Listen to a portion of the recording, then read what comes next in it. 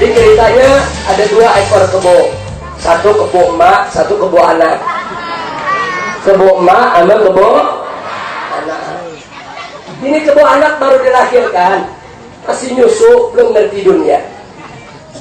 Suatu ketika ini anak lagi nyusu sama emaknya. Lagi enak-enak nyusu, tahu-tahu dia dengar suara. Dia dengar suara yang membuat dia kaget. Suara apa dia dengar? Allahu Akbar, Allahu Akbar. Dia dengar suara azan. Lompat tuh anak kebo. Dia peluk emaknya. Mak, suara apa tuh mak? Si mak bilang tenang aja dong. Itu suara azan. Si anak nanya, azan apa sih mak? Ya namanya baru lahir belum ngerti. Ya ada protes di belakang Habib, kok kebo bisa ngomong? Namanya juga hikayat. Namanya juga hikayat. Si anak nanya, adzan apa mak? Mak jawab, adzan itu panggilan sholat. Sholat itu apa sih mak? Sholat itu tunduk patuh menyembah Allah dengan tata cara yang khusus. Oh, nggak ada apa-apa mak ya? Enggak. Aman mbak ya? Aman. Nyusu lagi tuh anak kebo. Begitu lagi nyusu, tahu-tahu matanya ngelirik ke jalanan. Dia lihat ada manusia laki-laki dewasa jalan bergegas cepat, pakai kain, pakai sorban, pakai piki. Enggak lama lagi manusia dewasa wanita bawa mukena, bawa sejadah, jalan cepat. Enggak lama lagi dia lihat anak-anak pada lari dia kok. Itu anak-anak pada pakai kain di leher, kain diikat di pinggang, lari. Kaget lagi anak kebo, lihat anak pada lari, lompat lagi dia. Dia tanya, mak, ada apa lagi tuh mak?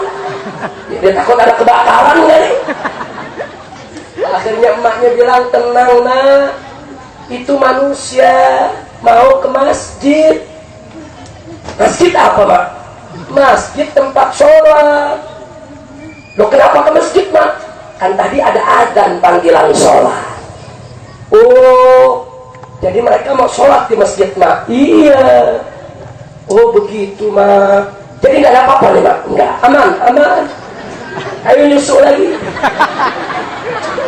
Nyusul lagi. Begitu nyusul lagi, dia dengar lagi suara. Allahu Akbar, Allahu Akbar. Asyhadu an la ilaha illallah. Asyhadu anna Muhammadar Rasulullah. Kali ini dia nggak kaget, tapi dia dengerin kok lain sama yang tadi suaranya. Kalau yang tadi agak ngagetin tuh. Dia tanya lagi, mak, tuh apaan lagi mak? Dijawab emaknya, itu suara iqamat. Maksudnya mak, berarti sholat mau didirikan. Oh, jadi manusia yang tadi ke masjid itu mau sholat mak? Iya. Udah nyusul lagi nyusul. Tapi sebelum dia nyusu, dia nanya lagi, mak, manusia ke masjid sholat kan mak ya? Iya. Kok kita nggak ke masjid mak? Maknya jawab, kan kita kebo. Oh kalau kebo nggak ke masjid mak ya? Enggak, kebo.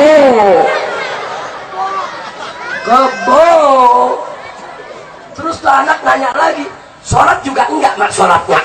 Ya kan kita kebo. Jadi kebo enak mak ya. Nggak ke masjid, nggak sholat mak ya. Iya udah tenang, nyusul sana. Begitu dia mau nyusul, dia berhenti lagi. Dia lihat di jalanan, di depan warung ada tua bangka lagi main catur. Di bawah pohon pisang ada anak muda lagi main kartu. Di jalanan banyak yang lalu lalang. Ini anak nanya membaknya, mak, yang tadi kan yang namanya manusia ke masjid sholat mak ya? Iya. Kita nggak sholat nggak ke masjid kan kita kebo mak ya? Iya. Dia lagi main catur megaple apa tuh mak? Maknya terus jawab, oh kamu itu si kebo pala hitam. Ya Allah, kira-kira jelas gak? Paham gak? Kira-kira tahu kesimpulannya? Apa kesimpulannya? Yang nggak sholat sama dengan, yang nggak sholat sama dengan. Jadi kalau ibu nggak sholat, ibu. Bapak nggak sholat, bapak. Makanya hati-hati Pak ya. Kalau bapak nanti pulang dari sini ke rumah mau cium istri, ingat istri pekebo nih. Kalau istri nggak sholat, ya gua cium kebo dah. Jangan dicium udah, betul? Bu, ibu. Ibu kalau malam tidur dipeluk suami yang nggak sholat sama juga dipeluk. Saya mau usul sama ibu-ibu, Bu, mau usul saran nggak Bu? Mau saran nggak? Ini sekedar saran. Kalau ibu punya suami nggak sholat, besok pagi jangan beliin nasi uduk, jangan sediain rumput. Kalau tunggu suami marah-marah kenapa rumput? Kata Habib semalam nggak sholat kebo. Setuju Bu? Setuju? Ini malam cari rumput yang banyak. Ya Allah. Udah semua saya tanya nih sekali lagi semua. Jawab rame-rame. Yang nggak jawab kebo. Yang nggak sholat sama dengan. Yang nggak sholat sama dengan. Bapak nggak sholat bapak. Ibu nggak sholat ibu. RT nggak sholat RT. RW nggak sholat RW. Lurah nggak sholat lurah. Camat nggak sholat camat. Bupati nggak sholat bupati. Wali kota nggak sholat wali kota. Polisi nggak sholat polisi. Tentara nggak sholat tentara. Menteri nggak sholat menteri. Gubernur nggak sholat gubernur. Presiden nggak sholat presiden. Kiai nggak sholat kiai. Habib nggak sholat Habib.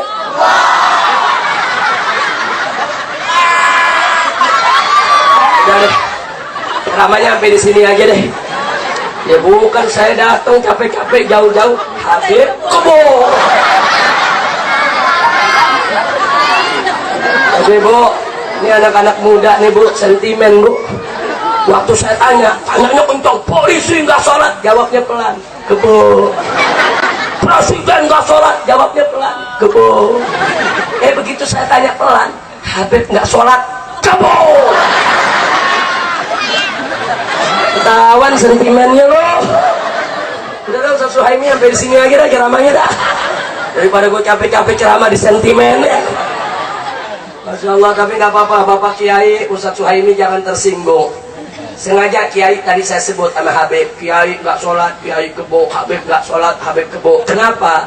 Sebab kalau saya sebut RT, RW, lurah, camat, sampai presiden, Kiai sama Habib saya nggak sebut, urusannya di penjara lagi 7 bulan. Dianggap menghina pemerintah, betul? Emang polisi lagi doyan nangkep. Apa kata dikit-dikit Ustadz melulu yang ditangkep, betul?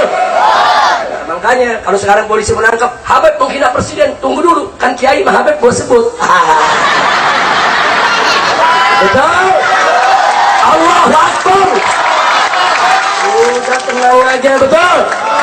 Jadi ingat yang nggak sholat sama dengan. Besok kalau ada teman nggak sholat panggil kebo.